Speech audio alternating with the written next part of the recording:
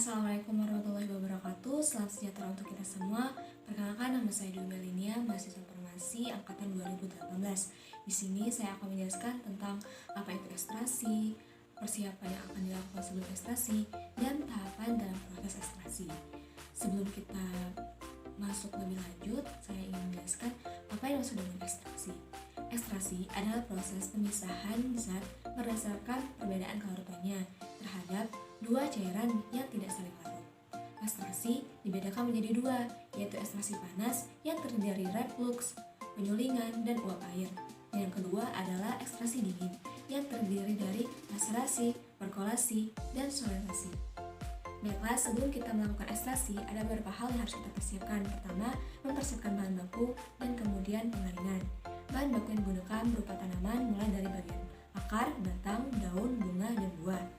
Ada beberapa contoh seperti ini merupakan contoh dari bahan baku biji-bijian, biji pindang, atau nama latinnya ialah Areca kotaku.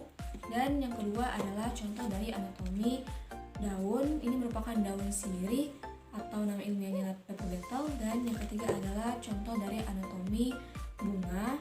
Ini merupakan bunga Alamanda patriotica. Tanaman hidup dengan tanaman yang telah dipetik memiliki beberapa perbedaan. Yang kita tahu bahwa tanaman hidup melakukan proses fotosintesis, di mana terjadi proses alami enzimatik. Oleh karena itu, tanaman hidup biasanya lebih stabil baik dari segi fisika maupun kimianya. Sedangkan ketika tanaman sudah kita petik untuk melakukan proses ekstraksi, maka dia akan cenderung tidak stabil karena proses enzimatiknya sudah tidak terjadi lagi. Oleh karena itu, rentan akan terjadinya pembusukan atau mikroba karena masih ada kandungan air. Oleh karena itu, kita akan melakukan proses pengeringan. Proses pengeringan syaratnya ialah memiliki kadar air di bawah 10% agar tidak terjadi proses pembusukan atau terkontaminasi oleh mikroba. Setelah kita melakukan proses pengeringan, maka kita akan lanjut ke proses penyerbukan. Tapi penyerbukan di sini bukan penyerbukan perkawinan antara tanaman atau tumbuhan ya, tapi penyerbukan yang dimaksud di sini adalah proses merubah simplisia menjadi serbuk.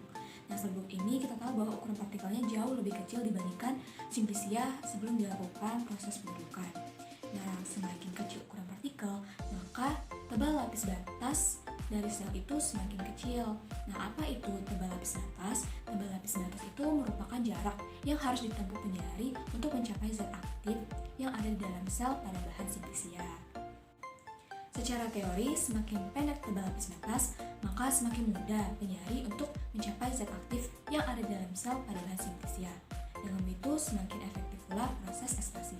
Namun, secara realita tidak demikian karena ada beberapa faktor yang mempengaruhi.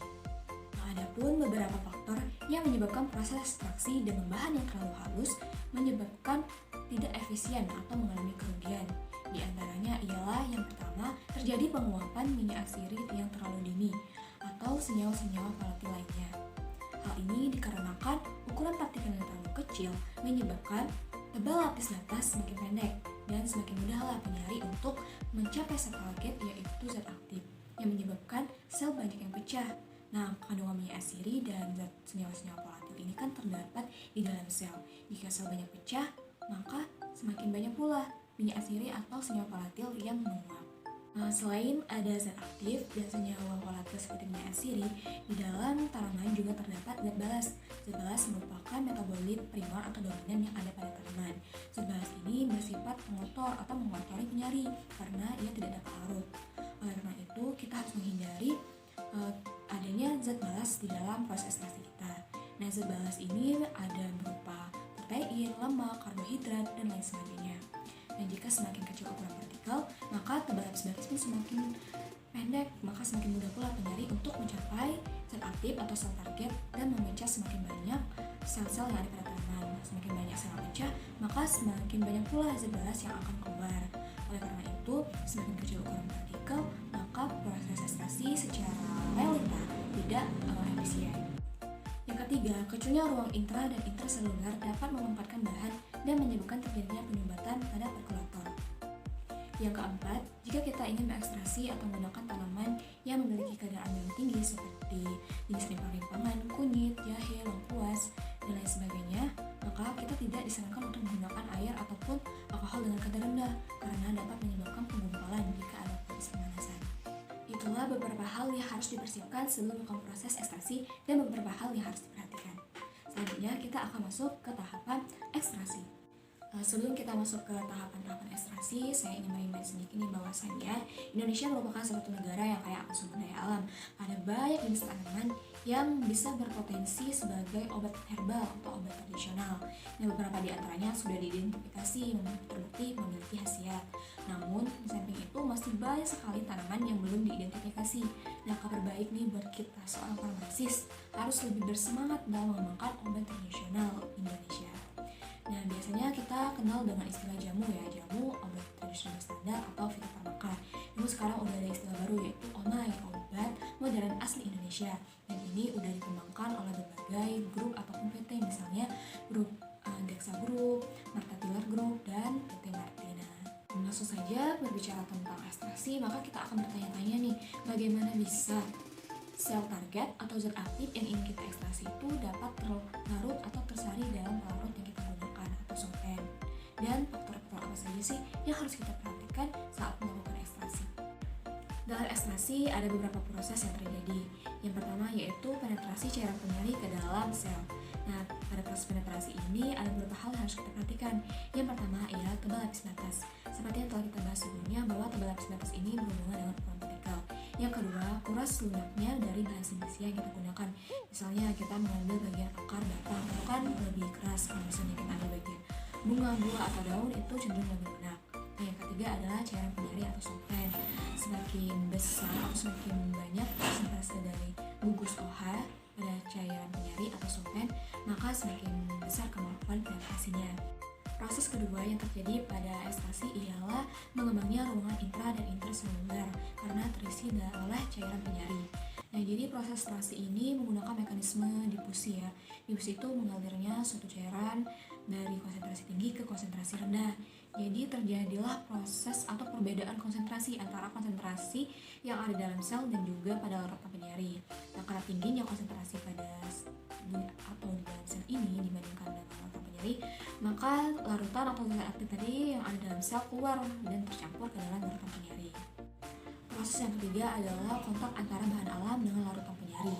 Nah, jadi setelah larutan penyari masuk ke dalam sel, kemudian membuat sel mengembang, nah di sana terjadilah kontak antara bahan alam dan larutan penyari yang kemudian nantinya akan menyebabkan sel tersebut pecah. Yang keempat adalah pelarutan kandungan aktif ke dalam cairan penyari. Ada beberapa hal yang harus kita perhatikan. Yang pertama ialah sesuai polaritas. Yang kedua ialah pemanasan. Pemanasan dapat menurunkan viskositas. Dengan menurunkan viskositas, maka dapat meningkatkan kemampuan larutan penyari untuk melarutkan zat aktif yang ada dalam sel. Yang ketiga adalah pengadukan atau pengojokan. Sama halnya seperti ketika kita membuat teh, kita melakukan pengadukan agar gula yang kita masukkan dapat terlarut dengan sempurna. Setelah melewati 4 proses yang sudah saya jelaskan sebelumnya, maka proses yang terakhir atau proses yang kelima ialah difusi zat aktif keluar sel. Nah, sempat saya singgung sebelumnya bahwa difusi ini merupakan proses mengalirnya suatu pelarutan yang membawa zat dari konsentrasi tinggi ke konsentrasi rendah.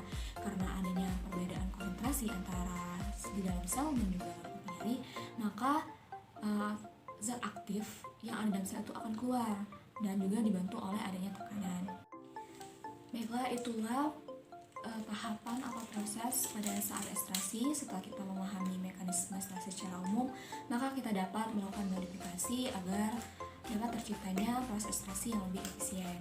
Adapun beberapa modifikasi yang telah dikembangkan ialah ultrasound assisted extraction atau UAE, yang kedua microwave assisted extraction atau MAE, dan yang ketiga adalah kinetic assisted infusion atau KAI.